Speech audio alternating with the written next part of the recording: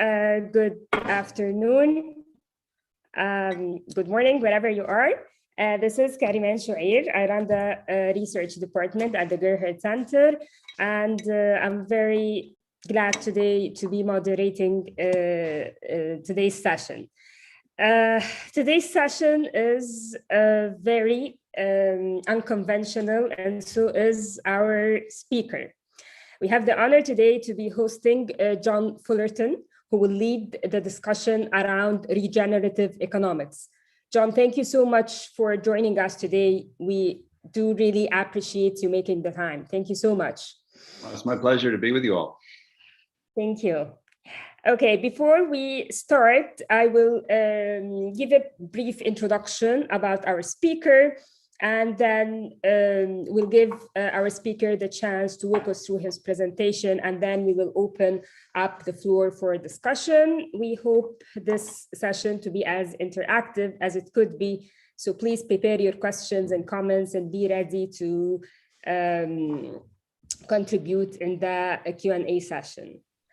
John is an unconventional economist, impact investor, writer, and some have said philosopher.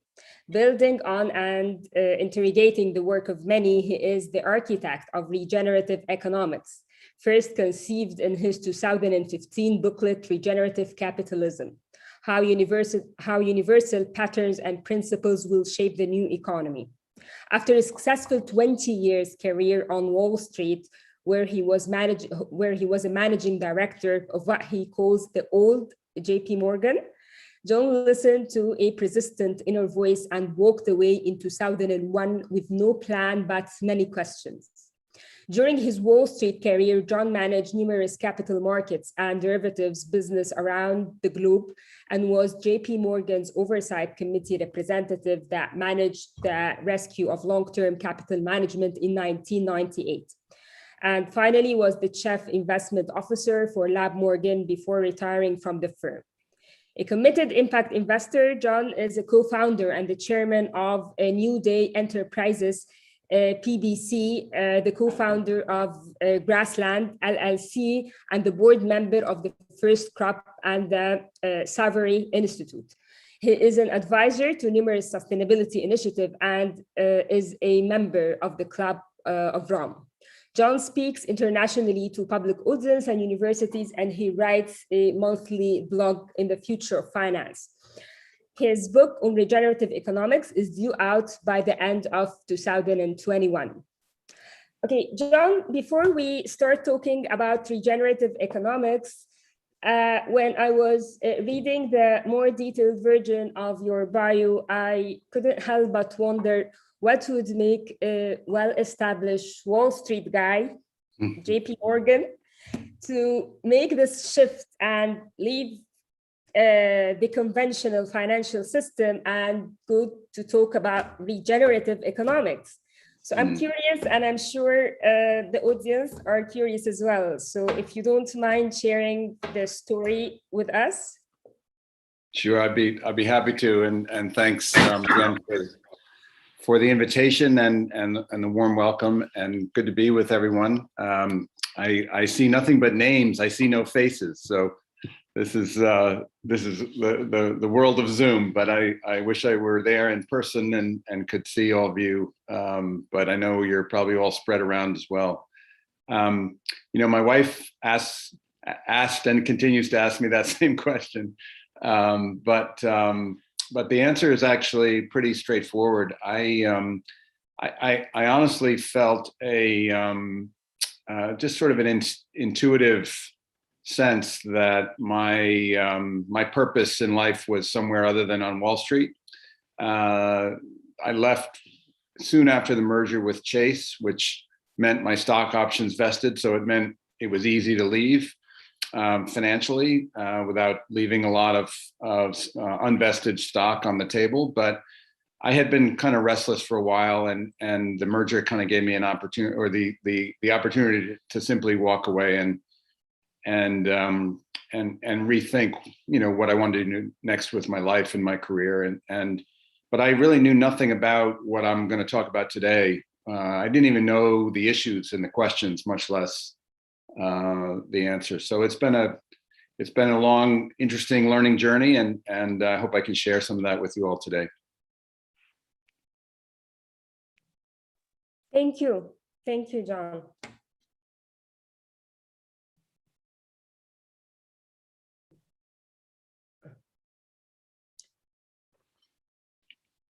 Should I get started? Yes, please Okay. Go ahead. Yes. So I'm going to share some slides with everyone. I hope this works. Make sure that's functioning before we get going. How's that? Is that working? Super. Okay, good. So this talk is titled Beyond Sustainability, the Rise of Regenerative Economics in Finance. And I think it's important to sort of just do some context setting. First of all, I am sitting in Connecticut and in a very different context than you all sitting in Egypt. And I don't really know a lot about your country and that part of the world. So this is going to seem a bit unconventional just from that from that point alone, but also the sustainability conversation is happening very rapidly now around the world. When I got started to even talk about sustainability in the context of economics or finance, even more so, was really quite radical. But now I think you're all probably sensing it's increasingly entering the mainstream. The regenerative concept, though, is probably at the cutting edge of the sustainability conversation. And I can say with great confidence that this will be the future of the sustainability issue. It's already beginning to happen around the world, in particular in the United States and Europe.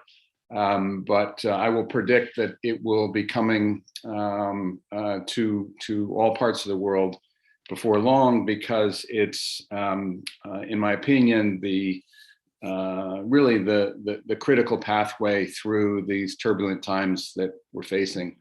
And of course, there's political contexts that are very different, social contexts. Your country has gone through enormous challenges, and now my country is going through enormous challenges. And I think to some degree, those challenges are really symptomatic of the fact that something is fundamentally wrong with the way society is organized and managing itself in the world.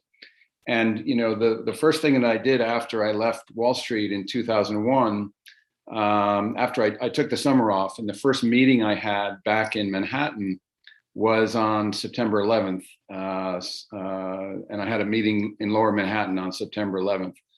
And so I experienced 9/11 up close and personal.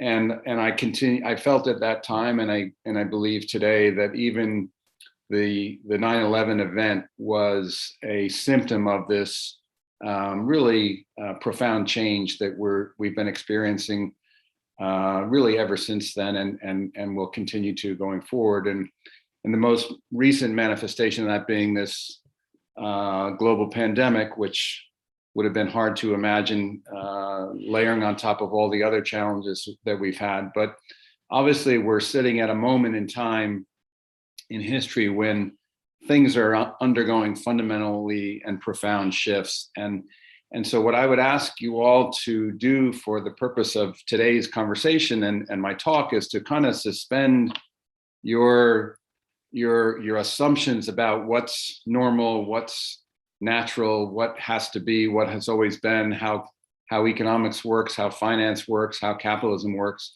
and just come on this kind of exploration with me.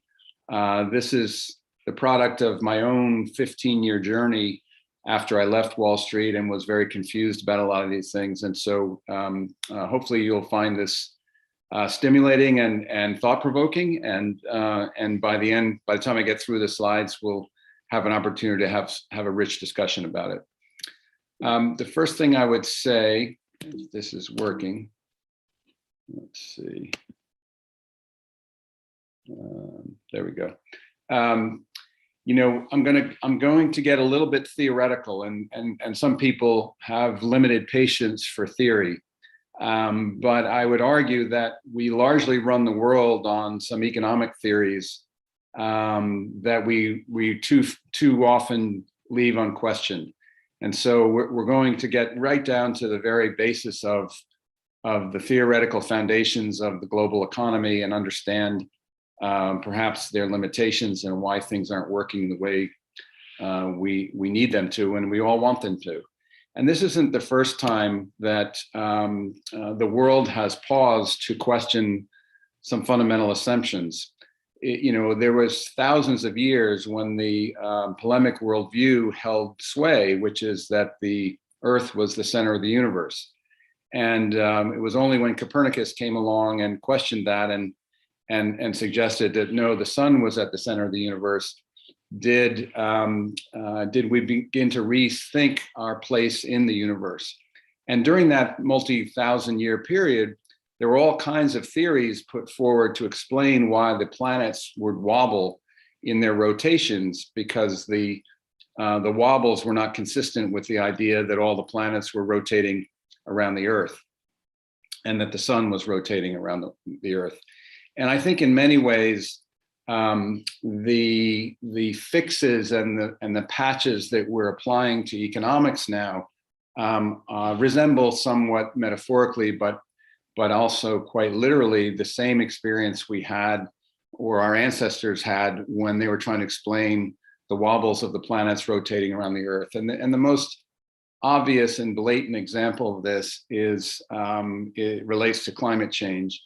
And there's a discipline of economics now called environmental economics, and William Nordhaus won the Nobel Prize in 2018. He's one of the world's preeminent environmental economists, and he won the Nobel Prize for his model that calculated and suggested that we manage economic growth to the point where we limit global warming to 3.5 degrees Celsius, right at the same time when the scientific consensus had already concluded that we actually needed to limit global warming to 1.5 degrees Celsius, or we would unleash unpredictable and unknown havoc on the planet that would certainly undermine life as we know it as a civilization for both humans and non-human beings. And so how the economic profession could come up with this idea that 3.5 degrees was an optimal target when the scientific consensus was radically different than that tells you something about, in my opinion, how disconnected the field of economics is with the real world and our real understanding of the physical realities of this planet.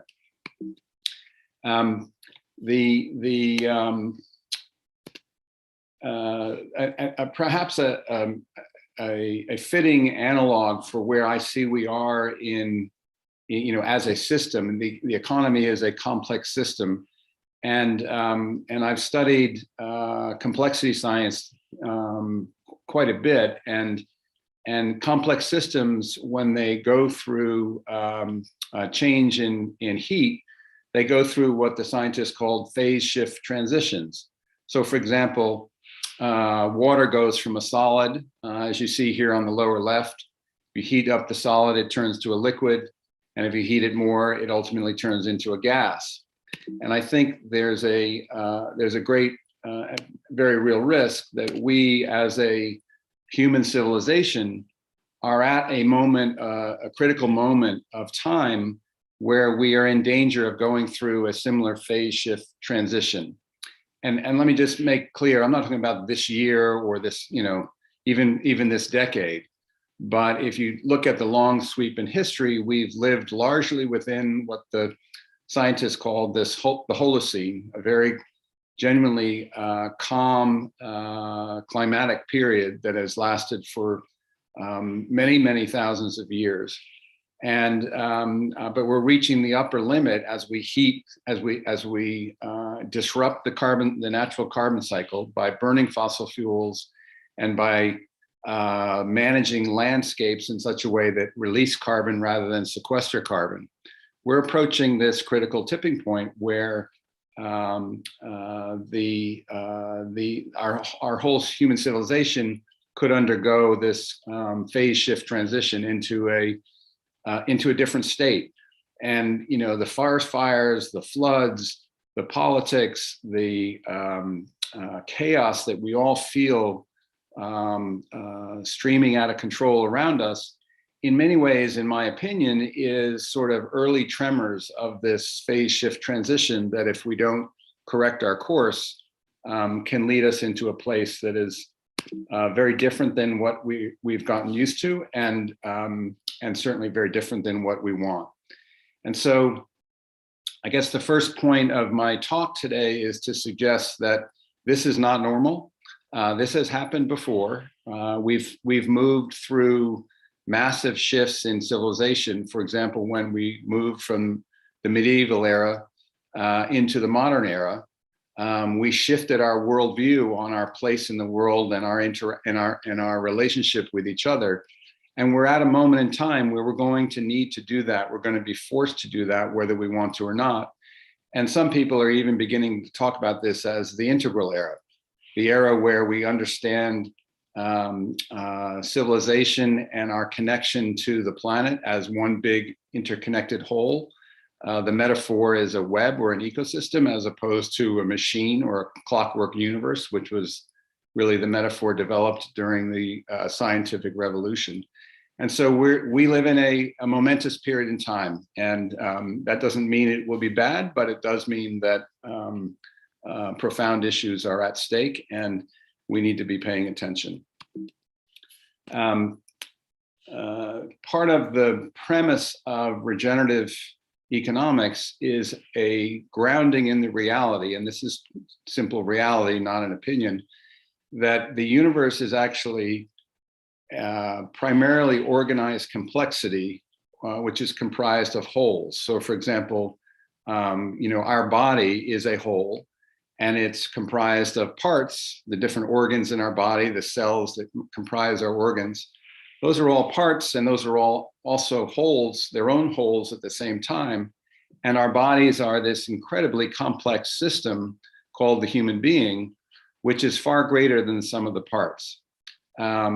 Classical physics saw events in simple cause and effect outcomes. You drop an apple from a tree and gravity causes it to fall to the ground. And our modern mathematics uses statistics to manage or to understand uncertainty. But the assumption in conventional statistics is that all of these different causes are disconnected. They're random. So, for example, if you roll a dice, the next roll is unrelated to the last roll. But in the real world of interconnected and intertwined causes, we have what the scientists call organized complexity. And unfortunately, most of our conventional economics, and certainly finance, is grounded in statistics and assumptions about uncertainty that are not actually similar or related to the organized complexity reality that we face. And so we have, what we refer to as unintended consequences. So we burn fossil fuels, and the unintended consequence that we didn't anticipate is climate change. Or we in the United States get crazy in the subprime mortgage market back in 2008, 2007, 2008, and suddenly the collapse of the mortgage market in the United States triggers a collapse in the entire economies of countries like Greece and has manifestations throughout the world. Those are examples of organized complexity. And we need our economics and our financial theories to be grounded in this nonlinear science, as opposed to simpler versions of it. And that really hasn't happened yet. It's in the process of happening. The cool thing about these interconnected, nonlinear world of interconnected causes and processes is that despite their seeming chaos, they evolve into repeated patterns and qualities that repeat themselves from the very micro to the very macro. And so these same patterns and principles are what, in a sense, define reality in the natural world. And so the premise of regenerative economics is to get clear on what these patterns and principles are, and to suggest that if a human economy is going to sustain itself over a long period of time, it too should follow these same patterns and principles that we see exhibited in the real world. So that's a lot to digest for a second, but at its core is a very simple idea. The simple idea is that the human economy is obviously made up of human beings, and therefore the human economy itself is a complex living system. And if it's to be sustainable, it should behave the way other living systems that have sustained themselves over long periods of time actually work. And that's a fundamentally different building block or foundation upon which to build our economic theories and the workings of a local economy, much less a global economy, than the foundations of neoclassical economics, which is what we've all been taught in school, and what we assume to be true because it's just understood to be the nature of economics. In fact, economists even refer to economics as if there are natural laws of economics similar to the natural laws in the natural world. Now, if what I'm proposing is true, and I believe it is, it doesn't just affect economics. It affects agriculture. It will affect education, healthcare, urban design, certainly banking, and even law and how we govern ourselves. And if you study each of these different fields of knowledge, you will find the emergence of this same phenomenon, the emergence of holistic thinking, living systems approach, holistic approaches to these different fields of knowledge that have developed largely dominated by Western input, dating back to the scientific revolution, which doesn't mean that those influences were all bad. The reductionist analytical approach to solving problems has generated many great advances. But in agriculture, you now see, for example, the tremendous stress caused by industrial agriculture and on water and soil quality. So there is a bustling movement in agriculture called regenerative agriculture, and it's about learning how to manage our agriculture in a way that's aligned with how living systems work. You see that same thing in education. It manifests in language like transdisciplinary education, as opposed to education that exists in silos, a much more holistic approach. You see it in healthcare, where the cutting edge of healthcare practice is language like, or the language used to describe it are things like integrated medicine. Again, a holistic approach to healthcare, combining the best of Western science with the much more holistic Eastern understanding of fundamental health that has pre-existed it for many, many years. And even in urban design, I mean, there is now a field of regenerative real estate development, where we think about place as the organizing whole. And I would predict this will, it is now moving into business and will eventually move into philanthropy. So the fact that this course sits within the School of Philanthropy, I think is an interesting, it's interesting for me to observe, and an interesting opportunity for the future of how we think about philanthropy. Let me just ground this briefly in a concrete definition. Regenerative economics is the application of nature's laws and patterns of systemic health, self-organization, self-renewal, and regenerative vitality to socioeconomic systems. In the paper, I talk about sort of the evolution of different forms of economic thinking. I don't want to get bogged down today in them, but just to say that there was a major breakthrough with Herman Daly's work in ecological economics, probably 30, 40 years ago is when he first started writing about this. But he introduced for the first time the idea that scale matters in an economy. And what we mean by that is that the prior presumption about our economics and the assumption in our conventional economic theory is that there is this possibility of exponential growth that can continue indefinitely into the future, despite the fact that the human economy exists within the very finite boundaries of a single planet. And so what really got me on this journey was a real wake-up call when I read a book called Limits to Growth, which was written back in the 1970s. And a group of MIT system scientists ran scenarios that questioned, what would happen if we had the continuous exponential expansion of everything from population to the metabolism of the economy on a finite planet. And of course, not of course, but what their models predicted is that you would see exponential growth continue for many years, and then ultimately you would see collapse. And we're right at that moment when those models would have predicted collapse. And so that's the reason why this is so fitting. The thing about regenerative economics is that it's based on the idea that the regenerative process is the source of our prosperity. And so we don't need to shrink economies. We need to shrink a lot of things like carbon emissions, but we hold out the promise that there is regenerative potential waiting to be unlocked. And we see that in all kinds of examples. I've seen it in my own investment practice. So the core idea is that if we align the design and the managing of our economies with these living systems principles, we will unlock all kinds of potential, which will actually be the source of our future prosperity, as opposed to the much more, I'll call it adolescent approach to economic development, which is economic growth creates the source of our prosperity, despite the many challenges that it creates on the way. It's kind of like saying, if you're a very small society and you live near the woods, when you're young, you can go into the woods and cut down a tree for your fires and for your housing needs.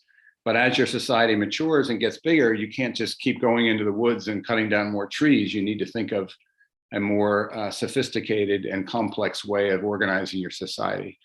And at a simple level, that's, I think, what's happening to us on a much larger scale with much bigger implications today.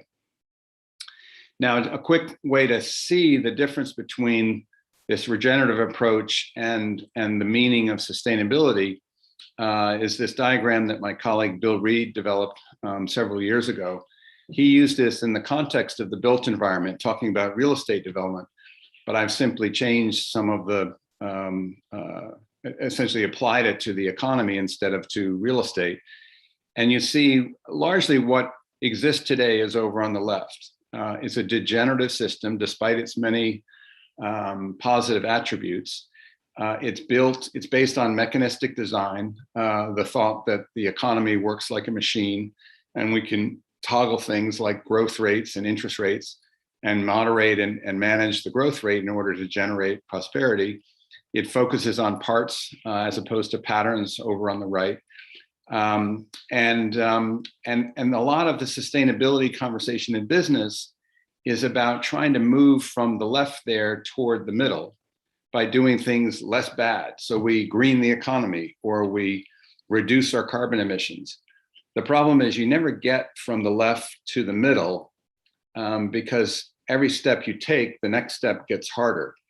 And so I and many people now believe that we need to align our economies with this regenerative process, this holistic thinking approach, this understanding of natural system design as opposed to mechanistic design. And in the process, we will move into a regenerative state, the outcome of which will be sustainability. So we're having this conversation this evening because our bodies are literally regenerating as we're sitting here. And as a result of that, we're sustainable, at least for a long enough period of time, to get through this class and hopefully get through a full life for each other. But each of us living a full life. But sustainability is really the outcome of this regenerative process. Now, I won't go into the detail here today, but just to suggest that I've tried to reduce this regenerative process in the context of an economy to 8 principles.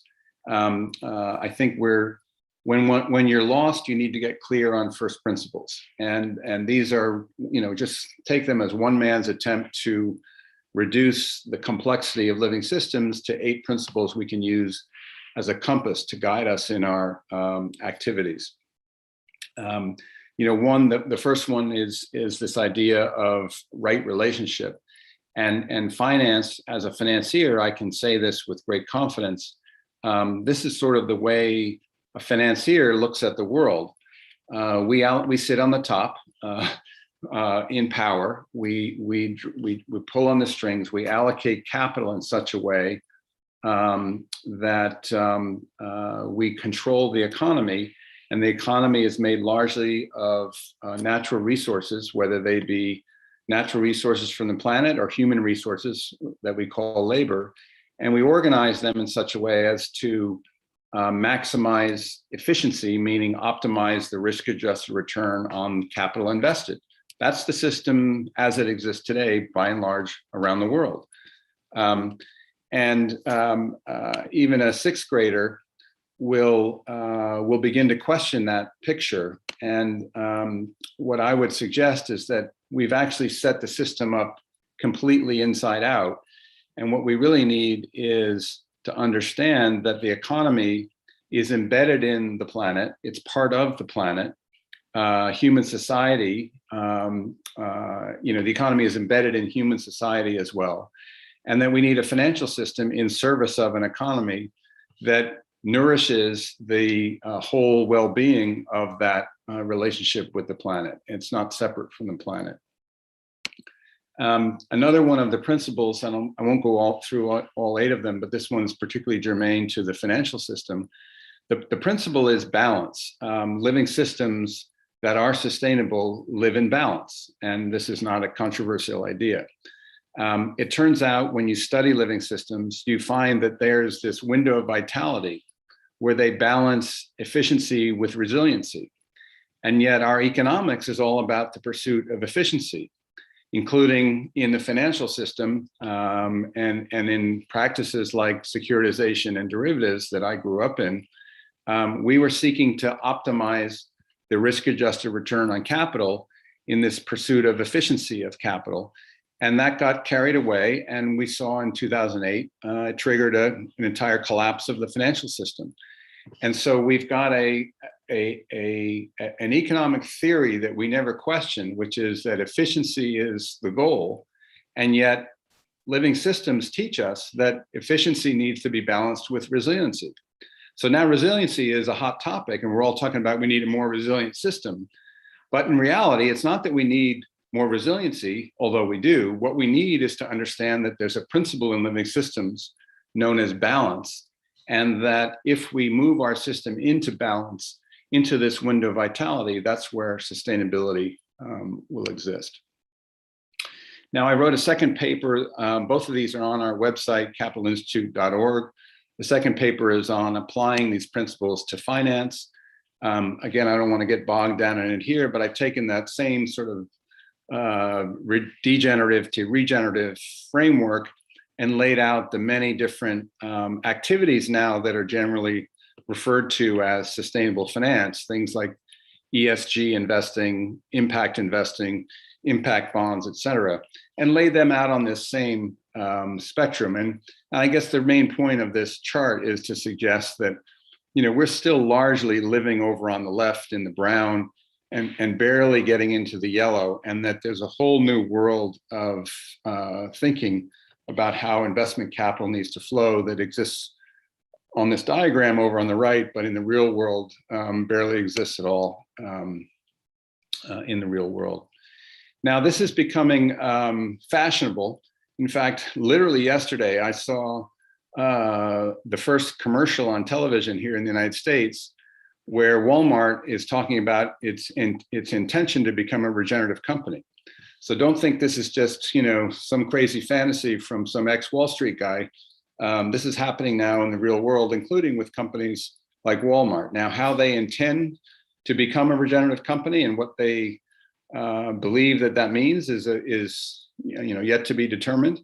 But there's a clear and serious statement of intention, and now an advertising budget behind it, that Walmart has decided it needs to become a regenerative company.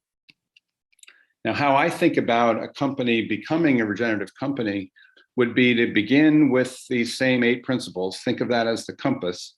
And again, if we had more time, we'd go through each 8 of those principles in detail, and then recognize that it's not even the single 8 of them, it's how they all work together that's critical. That must influence and determine culture. So the whole conversation around the purpose of a corporation should be grounded in this understanding of living systems if we're intending to have regenerative companies. The governance and capital structure of companies is also essential in terms of enabling it to be regenerative or constraining it from being regenerative. Business models matter a lot. And then finally, the products and services. But of course, most of the conversation in the sustainable business arena tend to focus on the products and services. And I would suggest that without all of these layers happening at the same time, it would be very difficult for a company to transition to a truly regenerative state. There's a whole other conversation we could have around metrics. Honestly, I find the metrics the least interesting of this. It's what's easiest for us to leap to, and we can put our analytical skill sets to work, and so that's what we do. But without getting clear on the first principles, I think we end up spending a huge amount of resources, time, and energy measuring stuff without getting clear on the fundamental principles of what we're trying to achieve. So I noted here, but I'm not going to spend a lot of time talking about it. Now, are there regenerative companies out there? It's interesting. I mean, probably the answer is no. There are no major corporations that I'm aware of that are truly regenerative. There are some that are much closer than others. But within the technology realm, it's interesting to think that there's extreme differences between some companies that I would argue are highly degenerative, such as Facebook and Amazon, and then companies that are approaching regenerative at least. And I mentioned Cisco and Shopify. Cisco, I don't know as much about, but it's in the business of creating the plumbing for the internet at its core. That's what made it what it is. And I would argue there's nothing more regenerative than the potential that was released by the internet.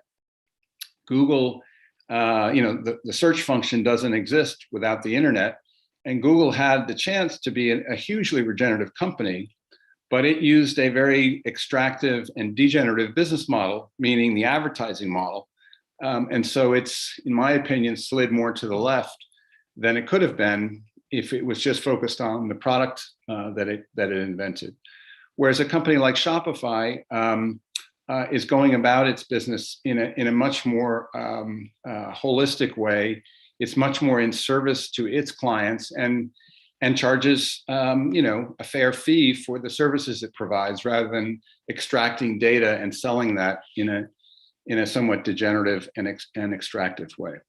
But these are items to be debated. There's no right or wrong answer to this. This is just to give you a feel for how to apply this regenerative concept and see how it applies to real companies in the real world. Now, a very interesting question, and one I don't know much about, is Islamic banking. And one of the things about living systems principles is that they're remarkably aligned with the wisdom traditions from many different parts of our humanity that have stood the test of time. And the little I know about Islamic banking is that it at least purportedly eliminates interest, usury, because usury is considered immoral, and it severely limits speculation. Now, speculation is in my mind in sheer conflict with living systems principles, because if you're in a speculative financial transaction, by definition, one person's going to win and the other person's going to lose. Whereas the principle is right relationship, where both parties benefit. So the fact that our modern capital markets have become so speculative is, to me, clear evidence that the financial markets and finance itself has moved to become more degenerative over my lifetime in the business than it used to be. And if we moved into a less speculative type of finance, that would be more consistent with living systems principles. So I find it very interesting that speculation is seen as a negative in Islamic banking. And again, maybe we can talk about this when I get through with my remarks. But intuitively, I would suggest that the tenets of the core tenets of Islamic banking, at least as I understand them, which is very limited, are more aligned with living systems principles than the financial system as it exists more broadly today. And I'm almost wrapped up here. You can't do a talk anymore about economics and finance without mentioning Bitcoin and cryptocurrency. And I guess what I would say about this is two things. One, the current wave, the Bitcoin speculative frenzy, is to blockchain what pornography was to the internet when the internet first came on the scene. I find most of what I see in the speculative frenzy around cryptocurrency to be just the same problems of the conventional financial system, just moved onto a decentralized, unregulated platform. And I think it's not only not useful, but it's actually quite dangerous. But I also think that the blockchain decentralized platform offers tremendous opportunity to restructure our financial system in a way that is that we can rebuild the trust that the current financial system has essentially destroyed for society. And again, a much longer conversation, but I think this is a really interesting place to watch in an area that we're getting quite involved in ourselves. In short, and this is really led by the visionary thinking of my colleague Ernesto van Peeborg. The traditional financial system we know well, made up of institutions that unfortunately have destroyed any chance of our trust in them. And I think the 2008 financial collapse pretty much was the stake in the heart of society's broad trust in finance as an institution. And so out of that rose this decentralized crypto phenomenon. If you go back and see when it began, it really did begin after the financial crisis. And so decentralized finance, DeFi, is kind of the current rage. And what I think our challenge is to use the benefits of this decentralized technology platform, but build it on a principle-based, holistic approach to a financial system that's actually in service of a healthy economy, as opposed to just creating new opportunities for speculation. And then finally, in case anyone thinks this is a new idea, it's not. Bucky Fuller is one of America's great design thinkers. And I discovered only recently, he wrote a short book right at the end of his life called Grinch. And in it, it was essentially his critique of capitalism. And literally the words in the book gave me shivers, because he essentially said in 1983, what I've come to believe myself today, which is that nature is a totally efficient, self-regenerating system. If we discover the laws that govern this system and live synergistically within them, sustainability will follow. Again, sustainability is the outcome, and humankind will be a success. And what he was saying, if you read that in context, is that if we don't do this, humankind will not be a success. And here we are, whatever it is, 40 years later almost. And I think we're very much at that moment of truth, and that creates great responsibility for those of us working in the system today, but also great possibility to emerge into a much healthier way of living on this planet. And with that, let me stop my prepared remarks and hopefully turn this into a conversation. Wow, thank you so much, John, for the great presentation and the amazing work. Really insightful and provocative. Well, a lot to talk about, but I'm particularly fascinated by the philosophical dimension of your work, and this encourages me to ask you. Usually when we call out a failed system, we point out greed and lack of ethics. You see, the current system's resilience is fueled by normal people activities when they take their, day-to-day survival decisions. The student who want to graduate, fit into the system, have a job to pay off his study loan, the academics who wants to get published, to be tenured, the banking sector employee who wants a promotion, recognition. It's not necessarily greed, but the interesting thing about your holistic approach is that you talk about systemic change and the system as a whole, even with a very high degree of ethics, it's still, the system is so resilient. So the question, again, holistically, how to create incentives that induce people who are busy fitting into the system to survive, to take radical systemic changes. Is this possible? Yeah, it's a great, I mean, I don't have an easy answer to that. I have great sympathy for the day-to-day stresses they're only increasing, right? I mean, if we put ourselves back to the pre-pandemic mode we all lived in and had the same conversation, it would seem impossible to tackle all this. And then we throw a pandemic on top of it that we now have to deal with on top of everything else. I think the answer is that the first step, my answer would be this: the first step is to see what's really happening and perceive that our busyness and the chaos and the stresses we all feel are actually symptoms of the system we've designed.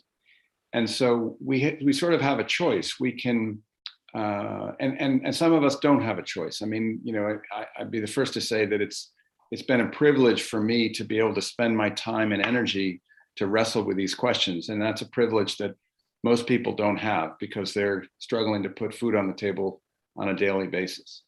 But for those who are, call it in the educated elite, including those of us on this call, I think we have a responsibility to first get a handle on what's actually happening.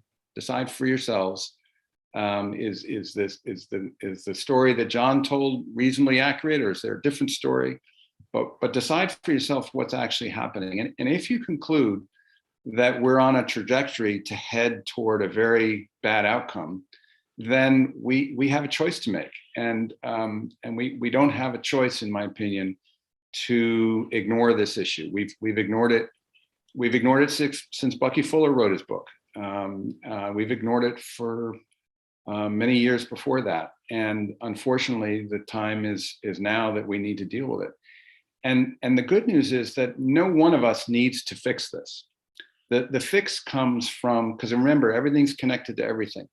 So there doesn't need to be some superhero leader who decides new laws and makes it all good.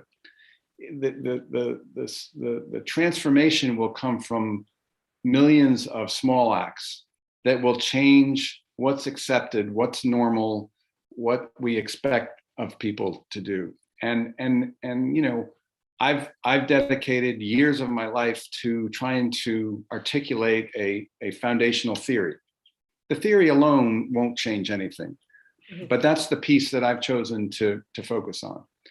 And in my impact investing, there are little things that I've chosen to focus on. And my bet is that increasingly the pressure of the system on its way to collapse will cause more and more of these things to be necessities, and that the collective new energy of all these added together will be what causes us to shift in a positive direction.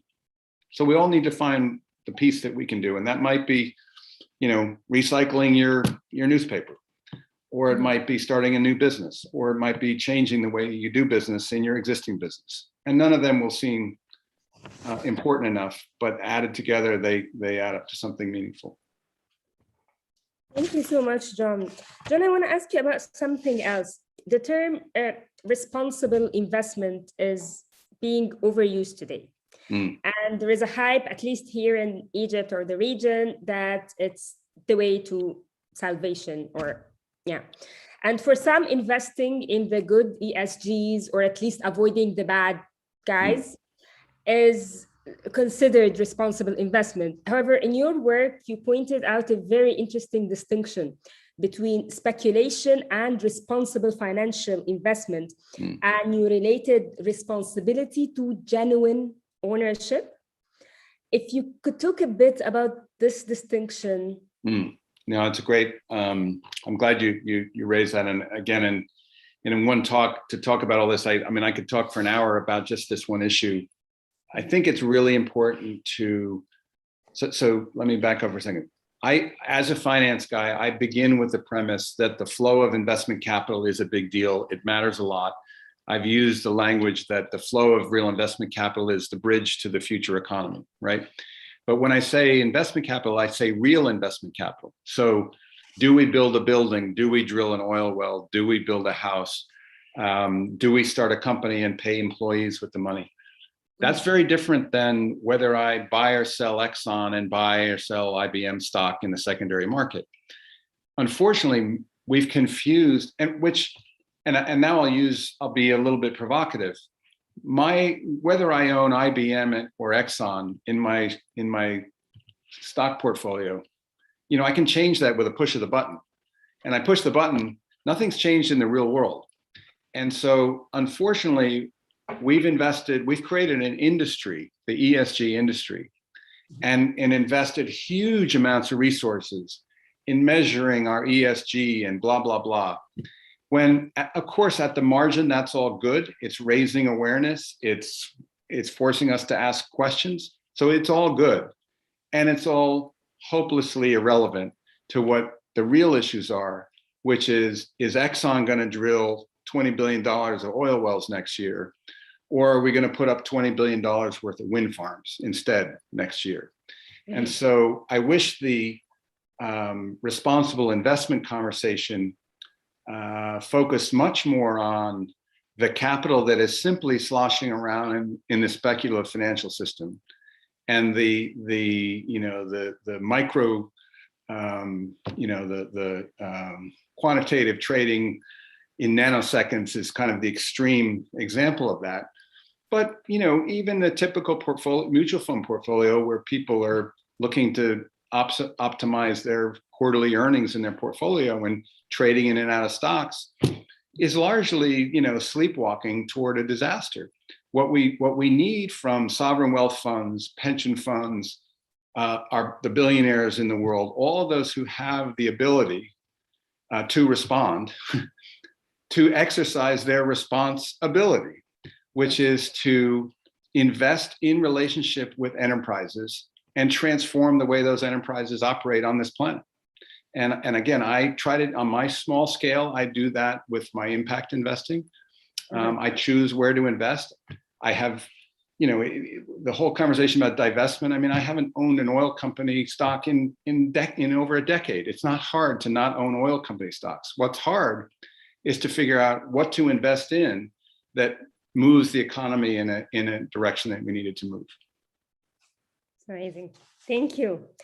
Ahmed Al-Alfi has a comment that he would like to share. Ahmed, please unmute yourself. And if you can turn on your camera, that would be great.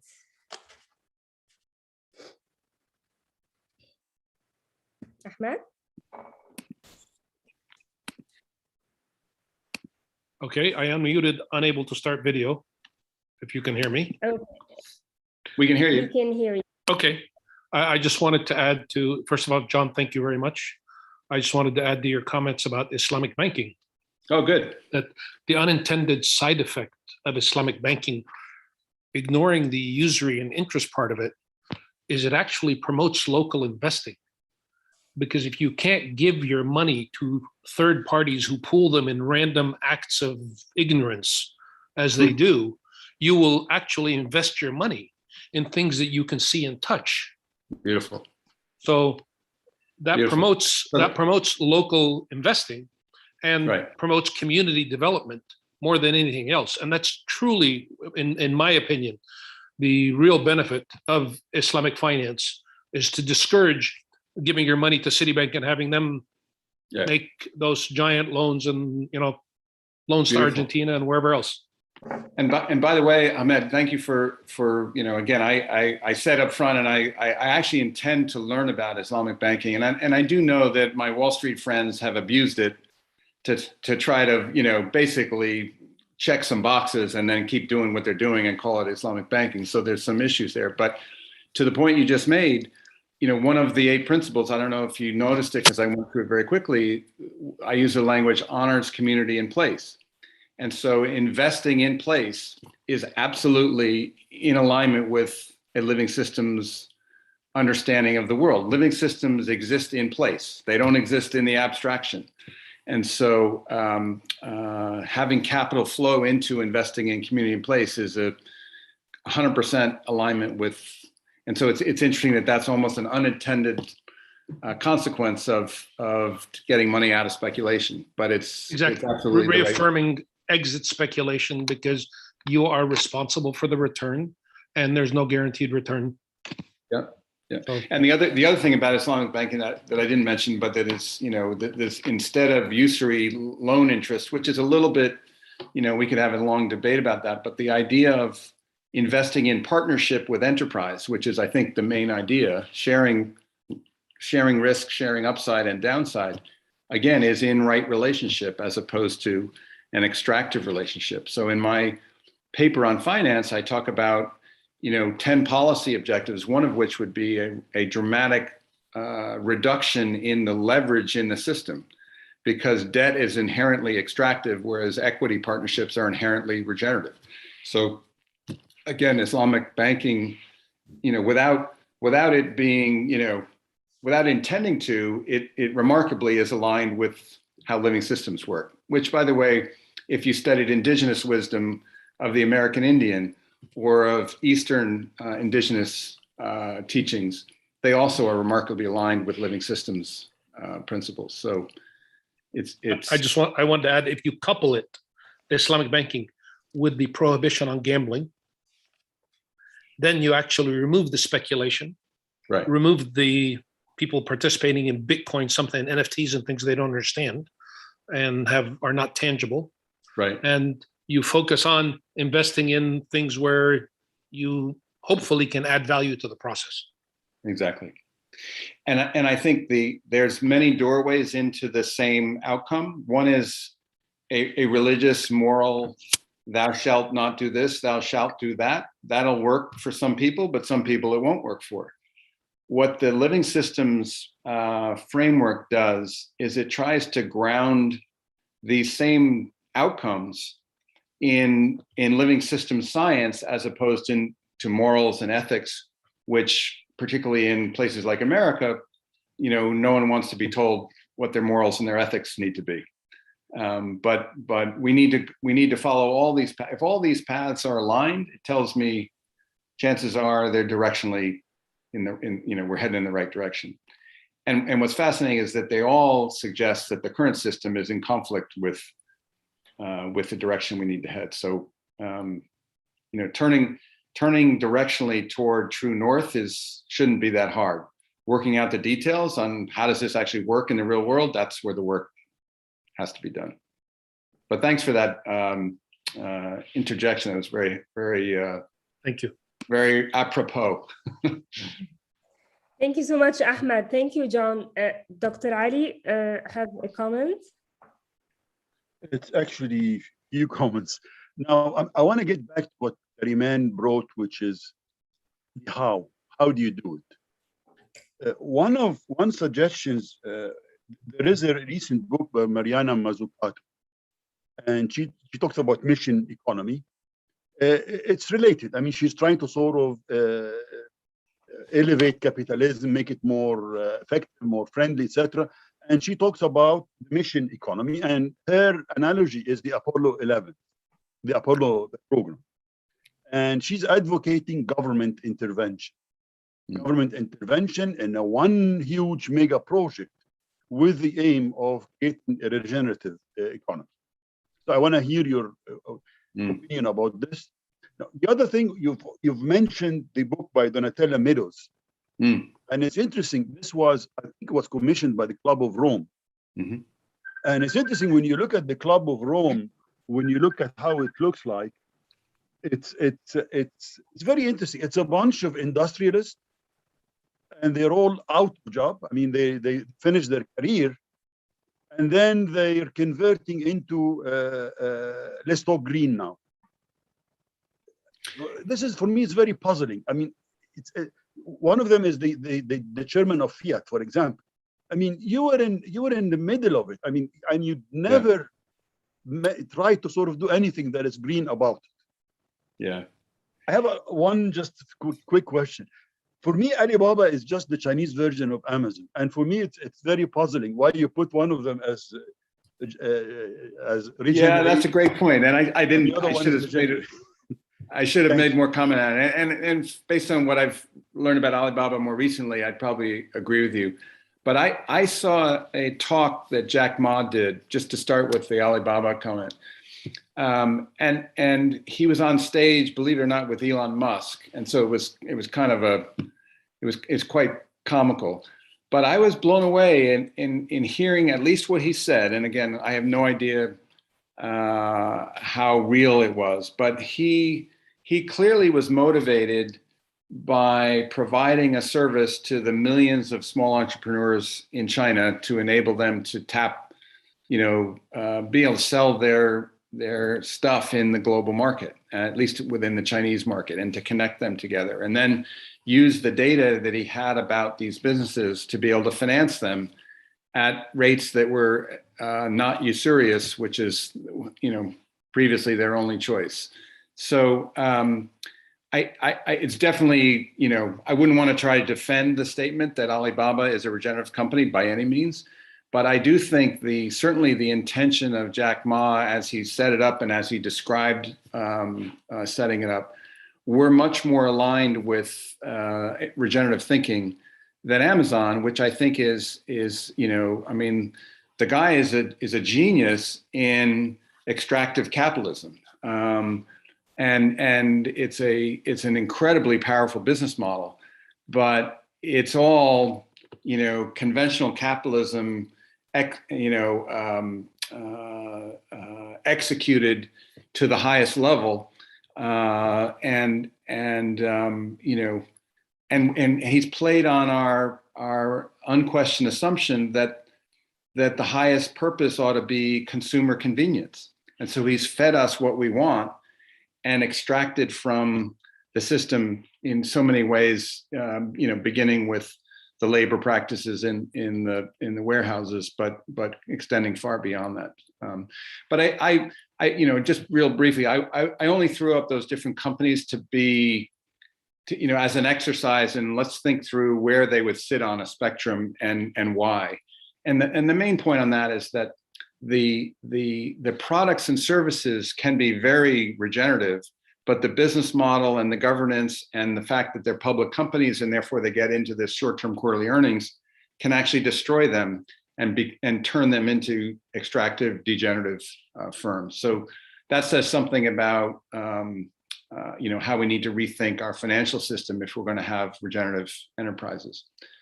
I lost track of your first question of the couple there, Ali. The Mariana Mazzucato. Oh yeah, and government role. Yeah, so government, boy, we could talk forever about this, right? Government, what shall I say briefly?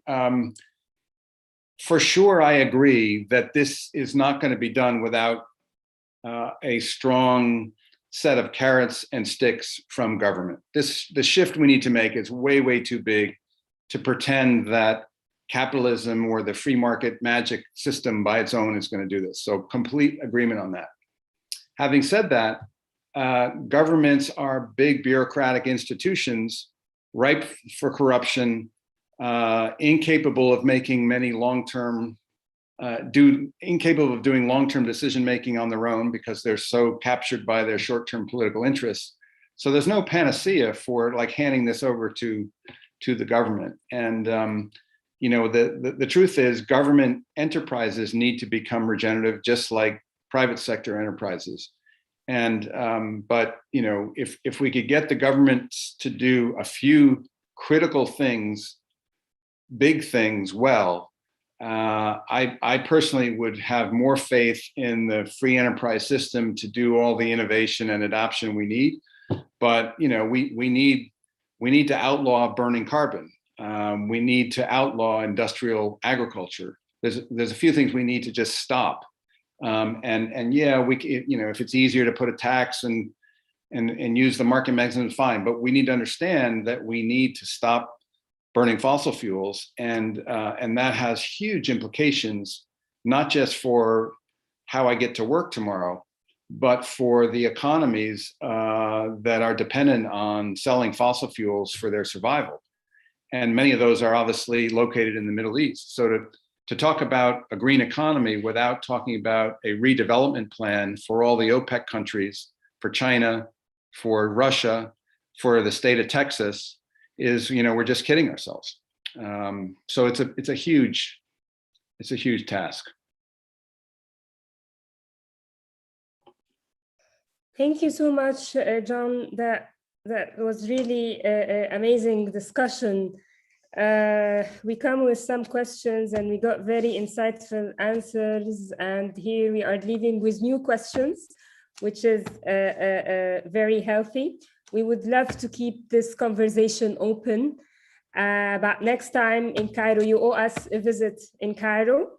I would look forward to that. Thank you so much, John, and for being generous with your time and your effort. You're welcome. I appreciate it. My pleasure. Thanks for having me. Nice to be with everyone. Thank you. And have a good evening. Good evening. Thank you, everyone, for being here with us and for your participation. Please, we would wait for you in the coming webinar, the Trade with Purpose with Richard Dictus, in Monday, October 4th at 7 p.m. Cairo time. We'd love to see you all. Thank you so much. Thank you, John. Thank you, everyone, and have a great evening.